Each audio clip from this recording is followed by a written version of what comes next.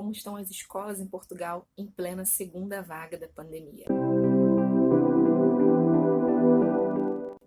Meu nome é Aline, para você que está chegando agora no canal, e aqui a gente fala sobre o nosso processo de migração, sobre a nossa vida em Portugal, e traz sempre informações de como é que estão as coisas aqui, notícias, informações importantes para quem está se planejando para vir morar em Portugal. Eu achei interessante tratar desse tema hoje porque para quem está chegando em Portugal, para quem vai vir nos próximos meses, é bem provável que vai encontrar as escolas abertas, mesmo no meio dessa segunda onda que infelizmente nós estamos vivendo por aqui.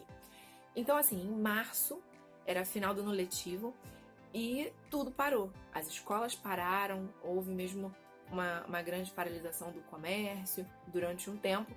As escolas ficaram aí mais de um mês sem aula. Na verdade, essa parada foi em março e foi até o final do ano letivo, que foi meado de junho. E aí chegou o verão, as coisas ficaram bastante controladas aqui em Portugal e infelizmente no final do verão os números voltaram a subir. Às vésperas do início do ano letivo, que aqui é em setembro, os números já estavam um pouco alarmantes, digamos assim, e de lá para cá a situação piorou, porém as escolas não fecharam e não há previsão de fechar. Caramba, mas se em março a gente tinha menos de 1.000 casos por dia e agora a gente tem 4.000, 5.000, 6.000 ou mais casos por dia, por que as escolas não vão fechar? Por que não falam sobre isso? Bem, pelas informações que eu vi na TV e achei até pertinente, vou dizer porque as escolas estão se mostrando lugares seguros. Então não há um foco grande de contaminação na maioria das escolas. Houve um ou outro caso, porém, quando se identifica um caso de pessoa infectada na escola, aquela turma, as pessoas que tiveram contato direto com aquela pessoa vão para a quarentena, mas a escola continua funcionando. Claro, tem todo o processo de desinfecção dos locais, mas a rotina da escola continua a mesma.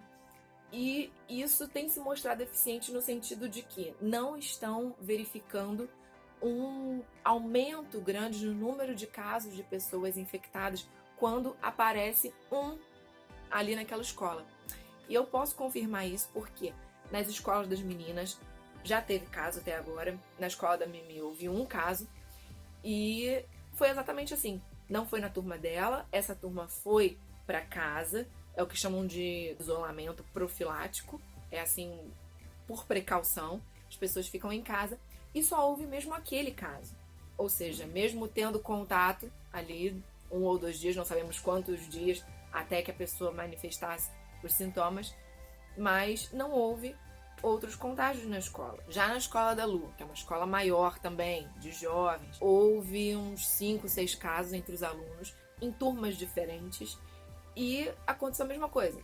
A turma foi para casa e não houve outros casos. Então, isso significa que as escolas estão tomando todas as medidas, está mesmo sendo um lugar seguro, desinfetado, para que as crianças possam continuar frequentando sem se contaminar, com um baixo risco de contágio, melhor dizendo, mesmo que haja um caso ou outro na escola. E aí vamos falar então sobre essas medidas que foram tomadas antes do início das aulas e que estão sendo adotadas nas escolas. Cada escola adotou a sua, digamos, o seu plano ali para evitar os contágios, tanto que a rotina da escola da Lu e a rotina da escola da Mimi são diferentes. As medidas adotadas pelas duas instituições foram diferentes.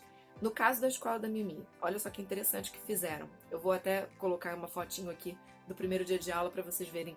No chão colocaram umas setas coloridas e cada turma sabe que a sua turma tem uma cor. E aquela setinha vai indicar o caminho que a criança precisa percorrer até ir para a sua sala. Então, a turminha da Mimi é verde, elas vão seguindo a setinha verde. Onde não tem setinha verde, eles não podem andar. Cada turma, cada grupo de alunos tem a sua área dentro da escola, até o horário, o espaço de recreio está sendo diferente de uma turminha para outra, dividiram o pátio da escola, os horários dos intervalos estão diferentes. Fizeram até diferente o horário de entrada e saída das turmas, para que aquele aglomerado de entrada de escola não aconteça. E realmente não acontece.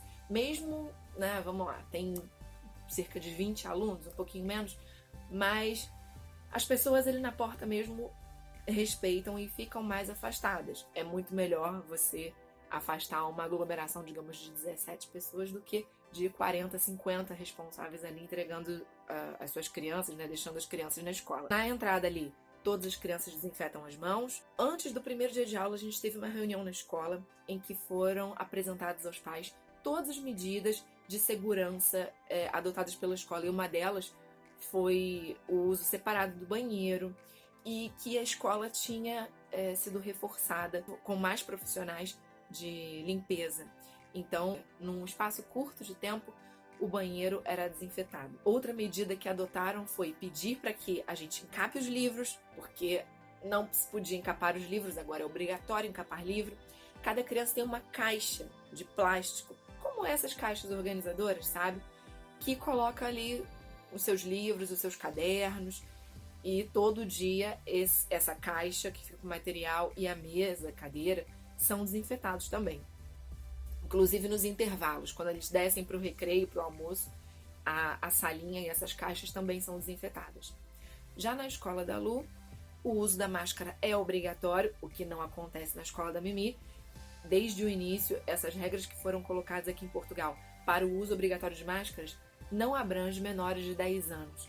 Então, até os 9 anos, a criança pode ficar sem máscara. Eu levo a máscara dela, ela tem usado, não sei, né, na escola se tira, se não tira, se usa o dia todo ou não, mas não é obrigatório.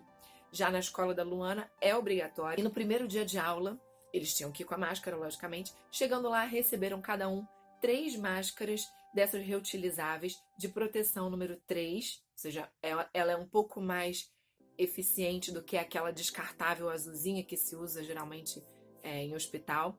E ela é lavável, ela é de tecido, dentro tem aquela camadinha de TNT. Na escola da Lu já não tem a possibilidade de horários de saída, não colocaram essa diferença de horários de entrada e saída, mas a entrada e a saída da escola são bem largas, fizeram uma divisão ali, colocando o sentido que você deve seguir, né? Para quem está entrando, para quem está saindo. Também tem a parte de desinfetar as mãos na entrada da escola. Os alunos, por serem maiores, eles mesmos desinfetam a sua mesa, a sua cadeira. Cada aula eles assistem a uma sala diferente e é necessário porque existem várias oficinas, vários laboratórios. E ao chegar, o aluno desinfeta a sua mesa e cadeira. Ao sair, desinfeta a sua mesa e cadeira. E por serem jovens, o que acontecia antes dessa obrigatoriedade do uso de máscaras na rua? Na saída da escola, eles ficavam conversando, o que podia acontecer, né? Se não tivesse infectado, passar para o outro. Mas agora isso não acontece mais porque o uso de máscaras agora é obrigatório. Acredito que essa medida tenha ajudado a proteger os jovens. Por conta dessa dinâmica de entrada e saída de escola, que a gente sabe muito bem como é que é, né? Se encontram, conversam e tal, ainda mais que ficaram tanto tempo sem se ver, quase não se viram nas férias, aquela coisa toda. Mesmo com o agravamento da situação, mesmo com o aumento do número de casos, as escolas ainda têm se mostrado um lugar seguro. Portanto, até o momento, o governo não tem a intenção de fechar as escolas assim como aconteceu em março. A minha preocupação com relação às escolas é que as escolas são seguras, mas será que os meios de transporte são também lugares tão seguros assim? Porque, geralmente, né, a partir dos 10, 11 anos, aqui a gente já vê as crianças se deslocando sozinhas para as escolas, ou até os pequenos com seus responsáveis dentro dos ônibus. Então, esse questionamento também acho válido, porque talvez os transportes mais cheios, por estarmos aí nessa rotina mais normalizada, possa estar contribuindo de alguma forma para esse aumento de casos. De qualquer forma, o que nos cabe é confiar no governo, nas medidas do governo e seguir a nossa rotina. É melhor para as crianças que a escola esteja funcionando. E assim, como mãe, eu fico 100% segura? Não fico.